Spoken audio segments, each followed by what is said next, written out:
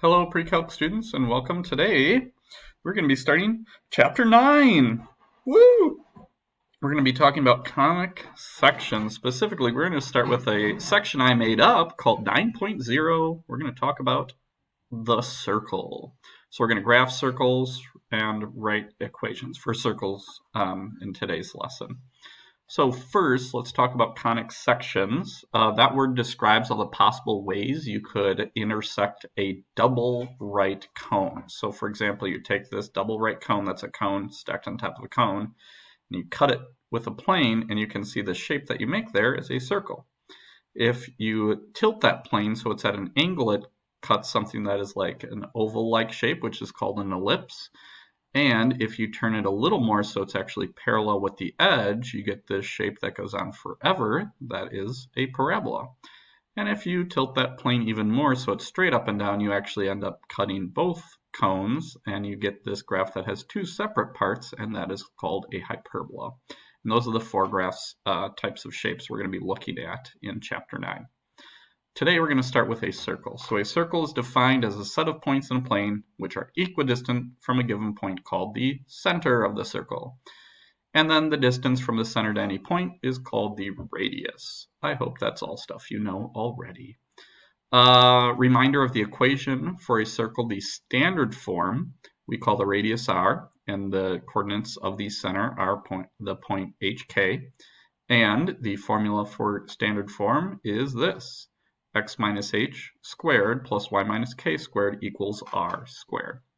And hopefully you're familiar with that from, probably last year. Then there's another form of the equation of a circle, general form of the equation, and that looks like this: x squared plus y squared plus dx plus ey plus f equals 0.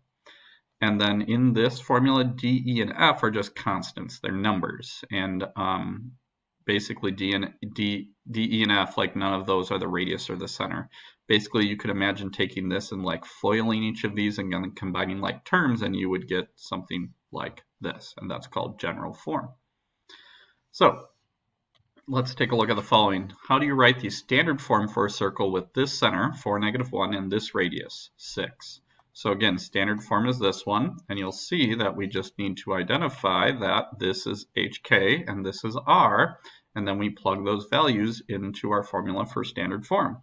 So that becomes x minus 4, and then y minus -1, which becomes y plus 1. And then here we plug in a 6 and have to do 6 squared, so our final answer here is 36 there on the right side. Let's take a look at the next one. Write the standard form and identify the center and radius of the following equation. So to get this into standard form, all you have to do is one step. Move the y squared over to the other side by adding y squared, and there is your standard form. But now let's identify the center and radius.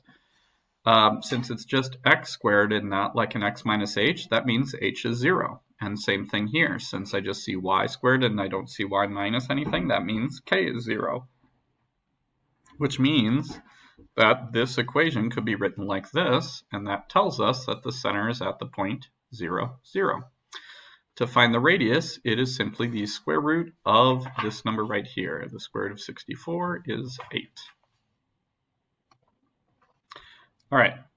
Next, write the equation of the circle that has a center at -2, 3, and goes through the point 2, 5. So you can see this time we did not get the radius. We got the center, and so that center is, hk, and then we know a point that it goes through. So I'm going to start with this. So I'm going to start by taking my formula for the standard form for a circle and plugging in these values for h and k. So x minus -2 becomes x plus 2, and then y minus 3. But notice I still have this r squared here. And the thing is, they didn't tell me r, so I need to try to figure out what r is. And I think the best way to do that is to actually sketch a picture of the graph. So I'm going to sketch what I know. This circle has a center at -2, 3, so there's the center of the circle. And it goes through the point 2, 5. All right. So what I'm going to do is I'm going to draw a circle that has that center and goes through that point. And that's the circle I'm trying to write an equation for. So the radius of this circle, you can see based on my drawing, is like somewhere in between 2 and 3. I'm not sure exactly what it is, but I could draw a line from the center to this point that I know, and that line right there is the radius. So I want to find the length of that line.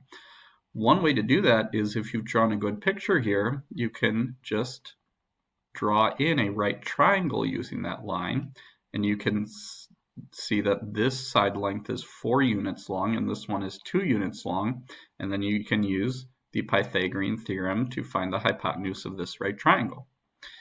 A thing that will do, a formula that you should know that does the exact same thing, is the distance formula. If you're trying to find the distance between 2 points, you can find the difference in their x values and square it, find the difference in their y values and square it, and then take the square root of that. And that's basically a version of the Pythagorean theorem here. So if I use the distance formula and plug in my coordinates for my 2 points, I get that. So there's a difference of -4 and -2. I square both of those to get 16 and 4, add them together to get the square root of 20. Now the square root of 20 isn't simplified. However, I'm not going to bother simplifying it because that's the length of the radius. And you'll notice what I'm about to do with that number is square it. So I'm about to undo the square root by plugging it in to the formula and squaring it. So I'm just going to leave it as square root 20. I square it and I get 20. And there is my equation for this circle. So this type of problem here is one where we're given, a couple pieces of information about a circle and we have to write an equation for it. And I always find that drawing a picture of what I know is the most helpful thing I can do. Because in different situations that you're going to run into, you might be given different pieces of information. So here's another one. Write the equation of the circle that has a center at 3, 5 and is tangent to the x-axis, and graph the circle. So first of all, a line being tangent to a circle means it looks like this. It means that the line, touches a circle in exactly 1 point. So what I'm going to do is, first, I know the center, so that's h, that's k. I plug that there and there. But again, I don't know the radius yet, so that's just an r squared. The center is at 3, 5, so I know that's the center. And then I'm going to draw the circle. So it's got that center and it's tangent to the x-axis, which means it goes down to the x-axis and touches it exactly right there. And now, how can we figure out what the radius is? Well, if you draw a line from the center straight down to that point right there that the circle intersects the x-axis, since it's a vertical line, you know that the distance between these 2 points, this is the point 3, 5 and 3, 0, so you could just count the distance here is 5. So that tells us that the radius is 5. Plug that in there, and you get 25, and there's the equation for your circle. All right, let's take a look at one more of these where we're given some information about a circle and we have to write the equation. So this time I'm given a circle that has a diameter that has endpoints at 3, 8 and -2, 2. So I'm going to start by drawing what I know. So let's see here, 3, 8, that's one of the endpoints of my diameter, and -2, 2, that's another endpoint of my diameter. So that means that this line from here to here is exactly a diameter of the circle. So what I'm going to do next is try to figure out where the center of this circle is. And the center of this circle should be exactly halfway in between those 2 endpoints, because it's right in the middle. It's the midpoint of a diameter. So luckily, I remember the midpoint formula. And this one is pretty straightforward. It's basically like the average of your x coordinates and the average of your y coordinates. That's what this formula is. So it's halfway in between these 2 x values, and it's halfway in between these 2 y values. So if I plug in the numbers, I get that the center is at 1/2, 5. So the center is right there. And then from there, I can draw a circle that is centered at 1/2, 5 and goes through that point right there. Now you can see here that I'm not exactly sure how big the radius is. If I just look at my grid, it's like more than 3, maybe about 4, maybe a little less. I'm not really sure exactly. So the next thing I'm going to do is I'm going to figure out how long the diameter is to figure out the radius. So I'm going to find the distance between those two endpoints to find the diameter. So I use the distance formula, or instead of using the distance formula, you could just draw a right triangle using the endpoints of your diameter and count that this is 1, 2, 3, 4, 5, and this is 1, 2, 3, 4, 5, 6, and then use the Pythagorean theorem to find the hypotenuse of that right triangle. And when you do that, I get that the diameter is the square root of 61, which means the radius is half of that, the square root of 61 over 2. And then I plug in the center, HK, there and there.